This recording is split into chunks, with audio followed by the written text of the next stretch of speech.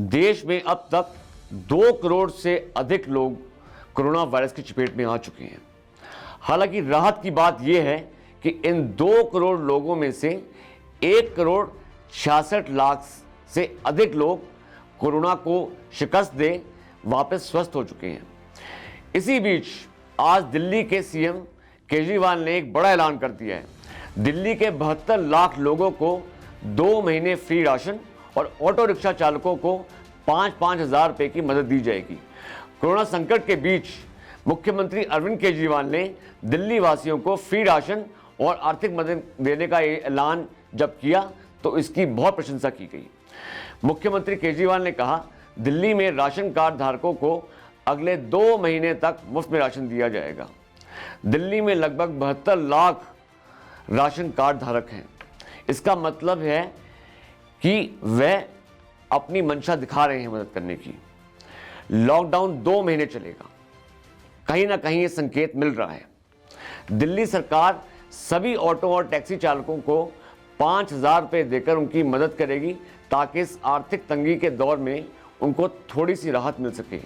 अब दिल्ली में तो सीएम केजरीवाल ने लॉकडाउन के साथ साथ लोगों की मदद का भी सोच लिया है और यहाँ हमारी प्रदेश सरकार 24 सीटर हेलीकॉप्टर के लिए रेट प्रति घंटे का लगभग 5 लाख दे रही है।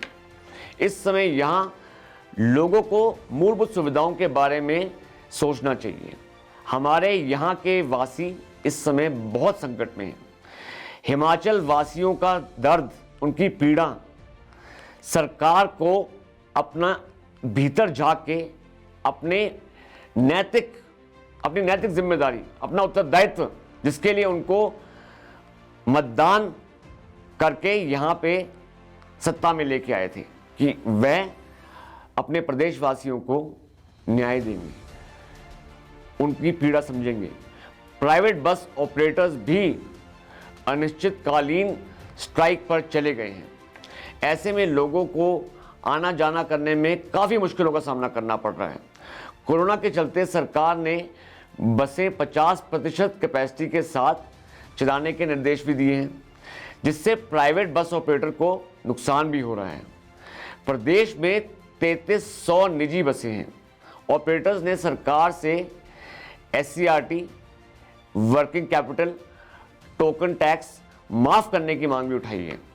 जब तक सरकार इन मांगों को नहीं मानती तब तक हड़ताल जारी रहेगी। ऑपरेटर अपनी मांग को लेकर कई बार सरकार के समक्ष गए, लेकिन उनकी मांगों को हमेशा अनसुना कर दिया गया। कोरोना काल में सवारियां ना मिलने के कारण उन्हें बहुत नुकसान का सामना करना पड़ रहा है।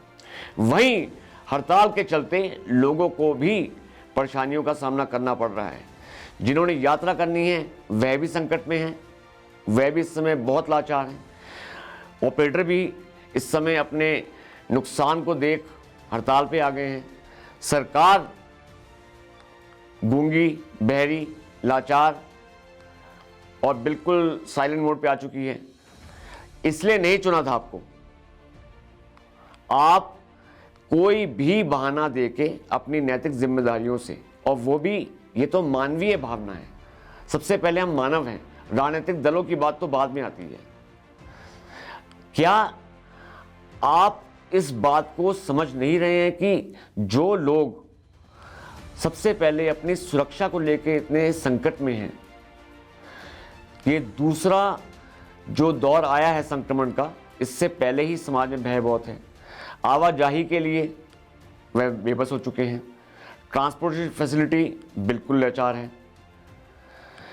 तो सरकार कब संज्ञान लेगी? जब बहुत बड़ा नुकसान हो जाएगा तब संज्ञान लेगी। विपक्ष आरोप लगाएगा, सरकार उनके आरोपों को खारिज करेगी और यही ब्लेम गेम और सफाइयों का दौर चलता रहेगा। क्या इसलिए चुना था आपको? लोगों का कहना है कि बसों की कमी के कारण सोशल डिस्टेंसिंग का पालन भी नहीं हो पा रहा है। जब भी सरकार पर सवाल उठते हैं तो मौजूदा सरकार सिर्फ ये कहती है कि बैठक करेंगे, निर्णय लेंगे। बैठक में कुछ भी अहम और प्रदेश के हित के फैसले नहीं लिए जाते। अब बैठक की बात हो रही है तो आपको ये भी बात बता दें कि मुख्यमंत्री जयराम ठाकुर की अध्यक्षता में कल सुबह 10:30 बजे फिर बैठक होगी। बैठक में कोरोना के बढ़ते मामलों को मद्देनजर रखते हुए लॉकडाउन लगाने पर भी गहरा मंथन हो सकता है। वहीं निजी बस ऑपरेटरों की मांग को लेकर जो अनिश्चितकालीन हड़ताल शुरू हो चुकी है, उस पर भी चर्चा होगी। शिक्षण संस्थानों को 10 मई के बाद भी बंद रखने का बैठक में फैसला होगा। इसके अलावा बंदिशों के भी कड़ाई से होने के आसार हैं।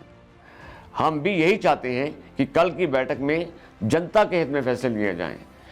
जो सबसे ज़्यादा महत्वपूर्ण विषय हैं, उन पे सरकार अच्छे निर्णय ले, परिपक्वता दिखाए, अपनी एक अच्छी सोच दिखाए कि वो जनता के हित का सोचती है। राजनीतिक दल के एक परिप्रेक्ष्य से ऊपर उठ के इस समय मानवीय भावनाओं के बारे में सोचे, हमारे प्रदेश की जनता के प्राणों की रक्षा करने के बारे में सोचे, उनके स्वास्थ्य की रक्षा के बारे में सोचे, उनके मूलभूत सुविधाओं के बारे में सोचे। अगर लॉकडाउन लग भी जाए तो रोज़ कमा कर खाने वाले, जिन्होंने रोज़ कुआं खोदना है, डेली पानी निकालना है, उनको विशेष मदद दी जाए। कुछ ऐसी नीति आप बनाएं कि आपकी प्रशंसा हो। हमें भी एक जिम्मेदार पत्रकार के रूप में, एक रिस्पॉन्सिबल मीडिया ग्रुप के रूप में हम चाहते हैं कि हम आपकी प्रशंसा करें, हम आपका साधुवाद करें, आपके निर्णय को लेके जनता को अवगत कराएं कि सरकार उनके हित का सोचती है, सरकार उनके लिए है। ये वास्तविकता में एक लोकतंत्र है।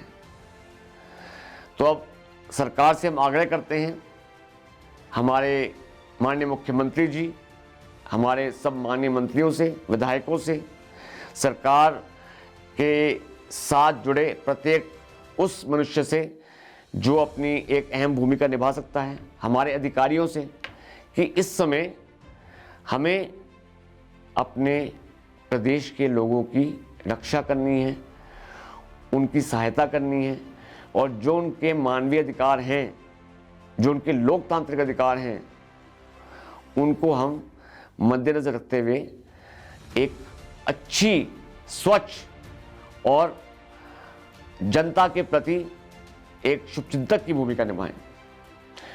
Thank you.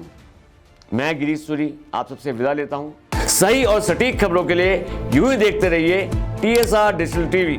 TSR digital TV, opinion to impact.